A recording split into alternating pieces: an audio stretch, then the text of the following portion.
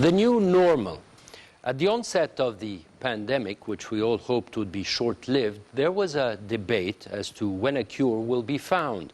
Seems that to this date, efforts are still being made. Yet the vaccine that was brought forward brought the hopes of millions up to a level that expectations for a return to normality will soon materialize. The effects of this pandemic have reached all sectors to the extent that economies are bearing the brunt. The livelihoods of hundreds of millions, if not billions, have been hit hard, and this entails that each and every one of us must play a big part in mitigating its effect. In all sectors, we hear complaints, and of course, in some, we see the opportunities. Many countries are mandating the vaccines, and we are in no way different. Once again, everyone must realize that the vaccination is not the end of the road, and precautionary measures must be adhered to. The new normal is being careful and being considerate to the environment around us. Some would go to the extent of saying that life BC, or before Corona, has changed, and we should adapt to this new normal. Good evening. Welcome to the Business Insider. I'm Ayman Salah. Our weekly program tackles events affecting economies and business, and we aim to bring you the inside story.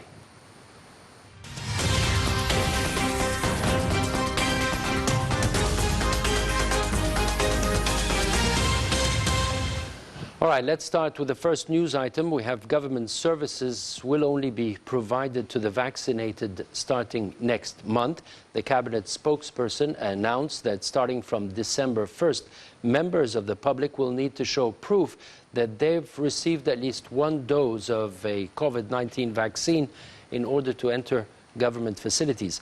Public sector employees, meanwhile, won't be allowed into their workplaces unless they test negative on a PCR test each week or prove that they received the vaccination. University students will also be prevented from accessing campus unless they show proof of a jab as of November 15th.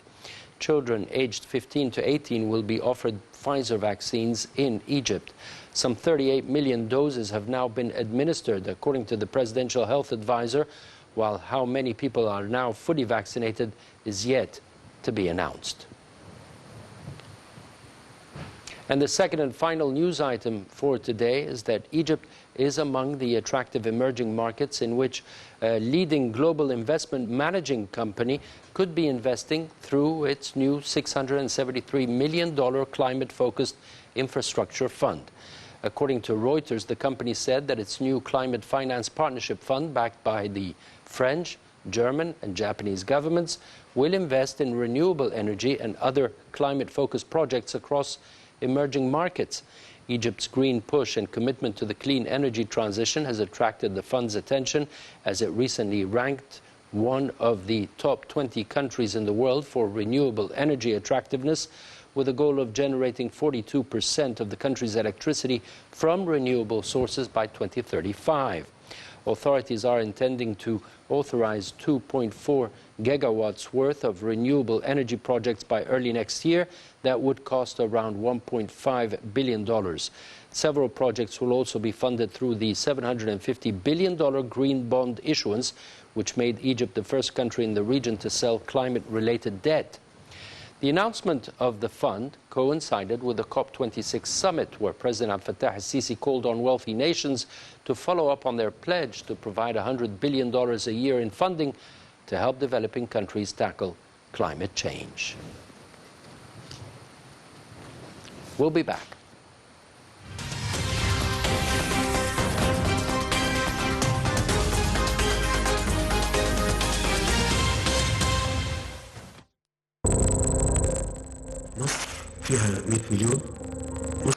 A report by the Agricultural Export Council revealed an increase in the total quantities exported from the sector during the period of September 2020 to June 2021, to record a near 4 million tons compared to 3.75 million tons during the same period of 2019 to 2020, with a growth of 5.7%.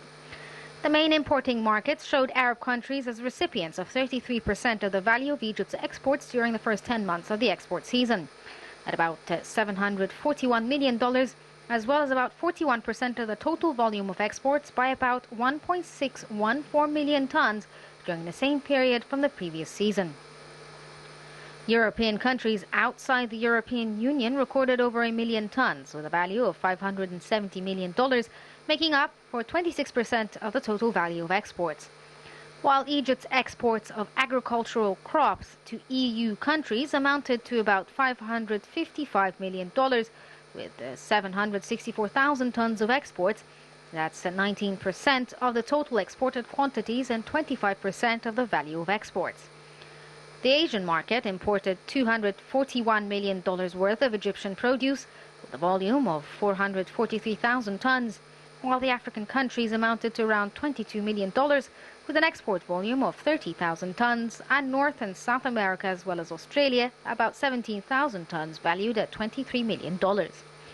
Citrus ranked first in terms of exported commodities with about 1.8 million tons valued at $843 million, while fresh potato exports accounted for 16% of the total quantities of Egyptian crops exported by about 631,000 tons, with a 9% total value of sectors exports at over $200 million.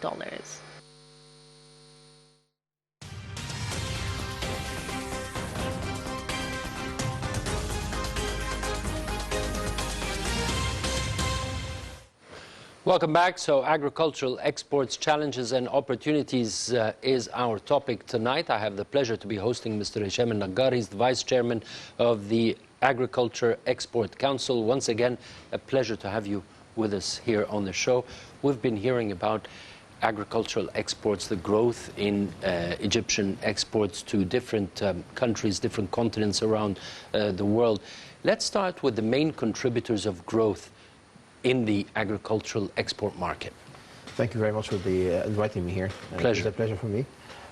First, I'd like to reply about that basically there are several parameters that had made that change.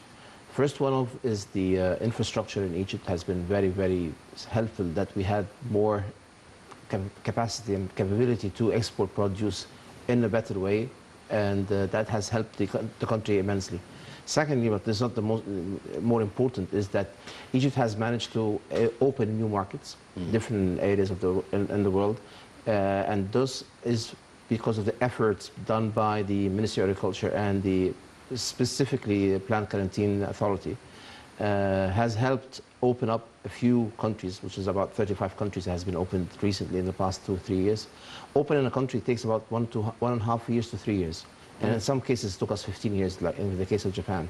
So if we look at how the progress that we have been able to open these countries and the reasons that where we have a strong control in the country that has been improved in the past few years, that has created trust in our produce globally.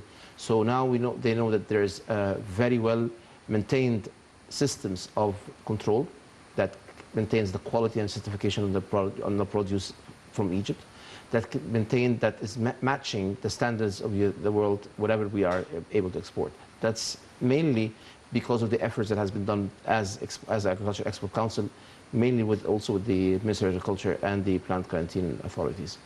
That's the second point. The third, which is very important, is that we have been able to take advantage of for the first time I always use this, that Egypt being in a very central location is very accessible to the markets around the area, and helped to be able to expand in these markets, primarily the Asian and the African market, which is still a very big potential. Untapped, I could say, is South America, which we have already opened a few countries like Uruguay, Brazil, and Argentina. Which is a main competitor as well. Actually, it's not. It is basically we are at different seasons, and that's why we're taking advantage of having a different seasonality, and we're taking that advantage of seasonality. And the produce has been able to be sent to Europe, to other countries, which mainly like Spain, Italy, and Greece, has been accepting our produce for the past number of years, and this has been a good sign for the past and the efforts that has been done by the government and the exporters. I'm quite astonished as to the edge that we have. From what I read, our citrus exports have increased, and the markets that we export to are markets that are known for their citrus products, such as Spain and Italy, for example? We have a competitive edge in price-wise, and we have currently, because I can say is the workforce in Egypt. We still have a very competitive workforce that we are able to produce more competitive product so far. And also the fact that there was, I can say that clearly, that there was the subsidy that has been given to Egypt for the past 4 years has not been, we stayed 4 years without having been taken the subsidy. And last year, the subsidy was given back to us as exporters, and that helped us a lot in our reinvesting and expanding our operation, which when we expand, we improve the economies of scales, and we improve on the cost structure that we have. And that helped us in improving the yield. I mean, the yields in the citrus industry in Egypt has improved immensely. I mean, I'm talking about 40–50% increase in the past 10 years. Ooh. And that has happened because of newer technology, more experts coming into the country that understanding, learning from other countries and understanding how to do the technicalities. And I can say again, as Agriculture Export Council and HEA, which is a Horticulture Export Association, which I'm a member and a founder of, has helped in letting the growers and the exporters understand how to produce high quality produce, efficient, and matching the certification and the demand of the European and global standards. Right. What are the main projects? You mentioned infrastructure and the progress and development of the infrastructure within the country. What can we say are the main executed projects contributing to the growth? Simply, I could say that the first one is the roads. I mean, roads simplify the operation in a lot of ways. It makes the trip shorter from the field to the ports, and that has helped wherever the shipping ports are. That's in itself having, I mean, can give you an example. Saving half an hour on strawberries, for example, will give us a full day or 2 days of shelf life. So if you just imagine that if you have a... By saving half an hour? Half an hour. It can give you a day in shelf life. So if you have the best operation, that you have the right roads, because even if you look at this, and the roads, if they're not well paved, it actually affects the strawberries being transported. Right. See, imagine that how effective such an infrastructure helps. People don't see it, but it actually gives accessibility to the farms and to the land of production, to the ports, and that creates a lot of more agility and matching and be able to meet the market demand. Secondly is on the energy. I mean, the power plants that has been exported the last few years has given us more cheaper, because mainly we were using diesel power, but now we're having electric is giving us better, more efficient, lower cost. And we certainly don't have a problem with electricity nowadays. Yeah, alhamdulillah, yes. And third but not least, and which is developing, is solar energy as well. So the amount of solar energy being improved and giving us more green, and that helps, green energy helps us to even market our produce more better and better, because it's more environmentally friendly and very important. Last is the water. As water management becomes a very, very, very important resources in Egypt, and with the management of water has to be very important. The technology that has been exposed in the last couple of years, the number of modern irrigation systems that has been erected all over the country, from the south up to the north, everywhere, has created that level of efficiency and understanding how to use the water in the best way possible. Again, on the water management as well, the new canals being lined, yes, being lined, has given less water waste and given more efficiency. And that is, we have to understand the value of water. I mean, it is going to be a very important and crucial in the coming period. It has become world standard, is that how a country uses its water, actually gateway to enter these markets. So if Egypt is doing a lot of management, right management, and efficiency management of water, actually enables Egyptian produce to enter a lot of the markets that we use, primarily in the European and the US and the Explain that to me. Usually, one of the most important aspects that consumers in Europe are very aware of the environmental issues. And water is one of the resources that they say depletion of water and the way the water is managed in a country makes them how much they would consume this produce. So they say, I will not buy produce from Egypt, or I will not buy produce from X country, because they are not exploiting, they're not using the water in the best way possible, which is affecting the planet. So that's how our consumers are aware in Europe and in more advanced markets, Australia, for example. So give them the fact that we are taking such efficiency and such care about our resources, it gives us an edge compared to other countries. So solar energy being green and environmental using water management, also the social aspects of how we deal with our people and our teams and our staff and our employees. These are the kind of things that our customers and clients actually check and certify and actually scrutinize us on a daily basis, if I may say that. The first thing that you mentioned when I asked you about the projects, you said roads, and that they've been enhanced, and this helps in enhancing or increasing your exports. I'm wondering, will the railroads, once they are in effect and operational, and transporting cargo by rail, would that increase efficiency? Definitely. I mean, I think it's the cheapest and the most efficient and the most green, one of the most green operational ways of running produce is railway. It's more efficient and it will help a lot in the cost. The main decreasing cost, enhancing competitiveness. Exactly. The point is that we are, as a country, we have to improve our competitiveness through the cost operation. And the way that we do cost management is that how we find the best, I mean, every penny, I mean, in the production of fresh fruits and vegetables, every penny counts in every possible way. So if we have the right cartons, the right transportation, the right material, the right fertilizers, pesticides, that you're utilizing them in the best way possible and getting the best results out of them, is the way that we can, as a country, improve. And that's the technology that we're looking for, precision farming, meaning that you're using exactly the amount of water and fertilizers and inputs in the operation, including transportation. And what you say, the blockchain is the whole supply chain from the farm to the fork at the kitchen of our consumers. Right. So it's a very complicated process. How is the country enabling growth of investments in the sector?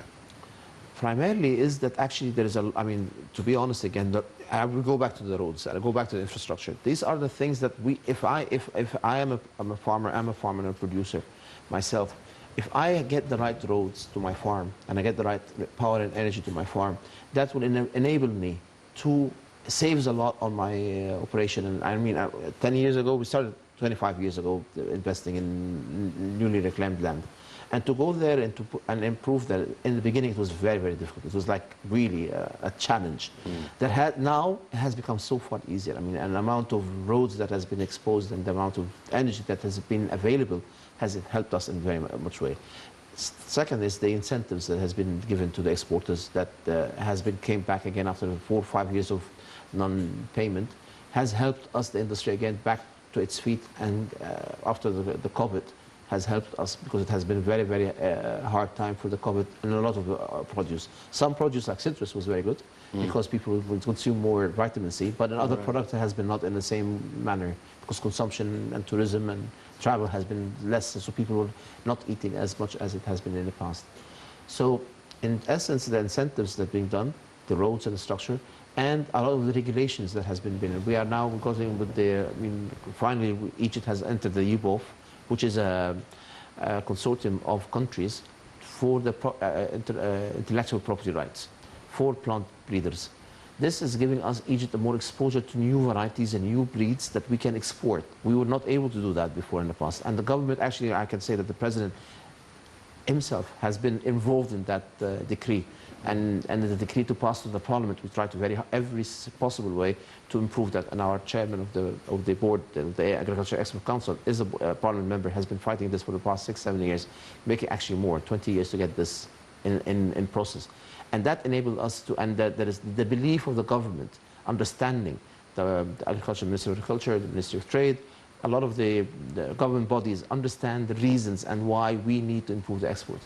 That is a mission that we clearly see in our operation. And when we sit down with any official, they understand the impact of our operation and understand the impact of whatever decision is being made of cost, impact, how to save it and how to help us in that direction. Something that has been in operation, something called the digital mapping. What does this entail and how is it helping? Digital mapping is an area where it's a tool to create transparency and traceability with our customers. Again, consumers in all where we have, they like to understand where are we getting our products from and how we're treating them and how we're dealing with them. So transparency is very, very crucial. They have to understand where it's coming from. So digital mapping actually creates a very clear vision to the consumer and to all government bodies in wherever the product is produced. We are sending produce to other countries, and these countries have the right to protect themselves with any diseases or unsafe product coming into the country. If we provide the right or practice. Exactly. And if we can provide the right documentation and the right transparency that clarifies where we got the product from, how it's been done, how it's been transported, that creates trustworthiness and value to the produce itself. Unfortunately, some of that entails some costs, and costs for some of the small and medium farmers cannot actually afford it in some cases. And these measures and practices are not cheap to actually create a different system of quality and management in your own farm. Is not cheap for small and medium size. We try through a lot of the training we do as the Agriculture Export Council and the Horticulture Export Association to teach and explore that this is an addition to the value of your produce that you can enable of more marketable product that you can export outside. And actually, even if you export, you can do it, and you're producing a product that is safe, transparent to the consumers in Egypt. I mean, we are not only looking for the consumers in abroad, we're also looking at the consumers in Egypt. So we have to find a clean, safe product for our customers, being locally in Egypt or exported. That's the essence of digital. And it's very, very hard for farmers, small size and medium size, to work on that. It takes a bit of time to understand the value. Some will just have some resistance, it's understandable, but end result is going to be very good to the economy, in my opinion. All right. What would you like to start with, the challenges or the opportunities? Let's start with the challenges first. All right. Opportunities, I'd like to finish with a good one. There is a belief that Egypt has the capacity to enhance its produce in terms of quantity and value. Yet there are certain challenges. When you classify the challenges and you put them in order, how would you start? This time, as we speak today, it's a new issue has risen, which is the logistics. After the COVID, you said the PC, like right, before COVID and after COVID, yes. The fact is that amount of congestions in ports and misfunctions in the transportation chain in Europe. Just to give you an example, what happened in the UK of truck drivers. And now it's again happening the same thing in Europe. The truck drivers are not there, so there is nobody, truck drivers picking up the produce from the port. And the vessels cannot unload, and that creates less containers in the pipeline. That creates higher cost and more expensive operation on our side. And that has created a lot of backlog. Exactly. And unclarity, and created an extra cost. And then added to that, the inland transportation has increased in Europe, in Asia, and in Egypt as well. And that has because of the fact that it's taking so much longer, and it's taking longer to unload and load containers. That's the first constraint. With that has increased the cost of some of the input materials, and an increase again with that shortage and that lack of movement creates a scarcity. With it, there is an increase in prices of all inputs now: fertilizers, pesticides, chemicals, cartons. Anything that has to do with the production itself has become so expensive, and it's an inflation that we see hindering the operation that we have in Egypt. we are aware of, I mean, there's a 40–50% increase in costs in inputs across the board. And it has been very, very, very hard for us. I mean, when we speak together, I mean, this will increase the price of food globally.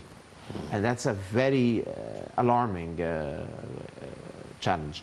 The way we do it, again, is we have to run it as efficient as possible. We have, again, cost efficiency. We have to make sure that our competitiveness will not decline. And what I can say, I'm giving myself a bit of comfort that it's a global issue. So the increase is not only in Egypt, it's all other countries. So we'll all be hit with it.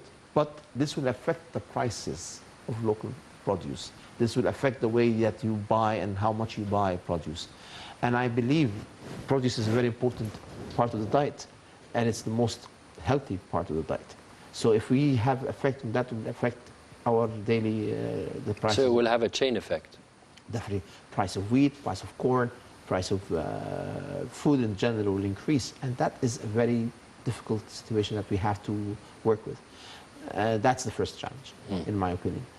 Secondly, we can say that there is the effect of the COVID is still, again, giving us a little bit uncertainty, you know, how to get working out what we should do with that. In some markets, some they're opening up and creating, and others are they're a bit scared how they're going to do with the winter coming. Then they're trying to find ways of protecting themselves. So it's become, the level of uncertainty itself as a challenge is becoming very, very difficult for all of us.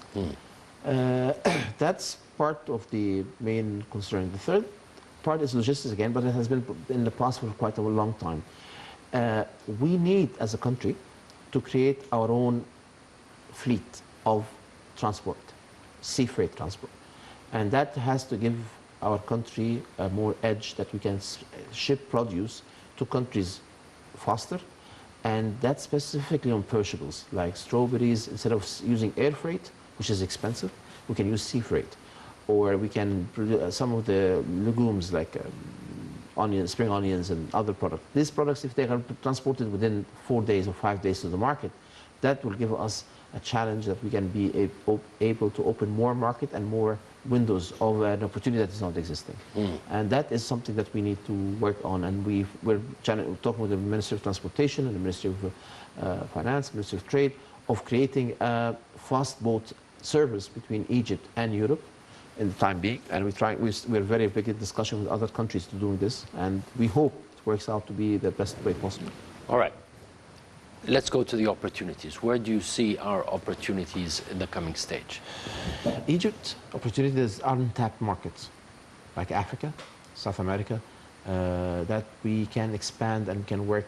And we need to understand these markets very well, because the word China, for example, China is a continent in its own. Every area is different. Every place is different. So we have to understand these markets and understand how to work with them. Segmentation. Africa, it's a lot of landlocked countries. Transportation logistics is a nightmare. It takes a long time even to go to countries that are neighboring to us because of transportation, and there's not much. So these challenges we have to understand very well, and we have to create ways to break them, because we had the same challenges when we were exporting to Europe or to the Gulf 30, 40 years ago. We have managed to overcome these. So we have to look at Africa in a manner differently with logistics. And we have to understand these markets are untapped, and we need to work on these markets in a lot, because we have a lot of nice good agreements with the COMESA, secure with the South America. All of these trade agreement that has been established by the Ministry of Trade should give us a way, and we should start working very closely with these markets. And as Agriculture Export Council, we provide information about the markets, about the exporters, the importers in these countries, what they need as a product, what the specifications, and we're working very closely with our commercial offices in these countries to make sure that we understand the requirements and the legalities and certifications of these countries. That is a challenge that we think we should work out very, very well, and we are concentrating on main markets. We have to also expand our horizon, and just not only, there are 35 countries opened in the last 3 years. So, and each one of them is, we talk about 200, close to 500 million, population of 500 billion new markets that we can. New consumers. Exactly. New consumers. All right, let's close with, how do we incentivize the sector in order to enhance exports? In my opinion, is the most important point is that we have to look at the supply chain from beginning to end and understand every area of that where we can help the suppliers of transportation, suppliers of carton, suppliers of pesticides, fertilizers, all across the board, how to support their operation that they get it more efficient and more cost effective. This is the real main area that we work with, incentivizing the farmers, incentivizing the exporters, and making sure that they were getting the best out of their operation. Secondly, small and medium farms and very small farms. Egypt has an issue with the fragmentation of the farms and small areas and small ownership. And the only way is that to have combined those farmers in a cooperative or a structure that is to do the marketing, the packing, the selection, and for the group. For the group. And unfortunately, the laws that are being done in Egypt today, there is a law being done in the parliament that is discussing the cooperatives, and I think it should be more flexible and understanding the nature. It shouldn't be a government-run operation. It should be a business entrepreneurship-run operation, making profit for the growers and creating catalyst for the growers of how to export and manage the produce in the best way possible, giving the best return to the farmer. The farmers are being exposed to a lot of risk and the pricing and the markets fluctuation. In our operation, farmers are exposed to every kind of risk, and the margins are very, very small. When you group them in a cooperative, you decrease the risk and you enhance their efficiency and marketing capabilities. Exactly. And this is the only way. And if it's not run and managed in an entrepreneurial way, system, structure, and profit maximization, it should not be there. It shouldn't be there. But it's just simply becoming like a tool to create the documentation and systems, but not actual return to the farmer. Farmers will not believe and trust it. So the laws itself, regulatory system itself, has to change to support the farmers in that direction. And any one of us, all the bigger exporters in Egypt, was very small one day. And the chance to grow has to be given to everyone. And I believe that small farmers are not given that chance because they have not given the catalyst to help them do that. And the fragmentation will not help your competitiveness. Definitely, never. Mr. Hisham Naggar, the Vice Chairman of the Agriculture Export Council and a board member and founding board member of HEA, the Horticulture Export Association. Export Association. It was a pleasure having you on the show here tonight. Thank you very much for being with us. See you same time next week here on the Business Insider. I'm Ayman Salah. Good night.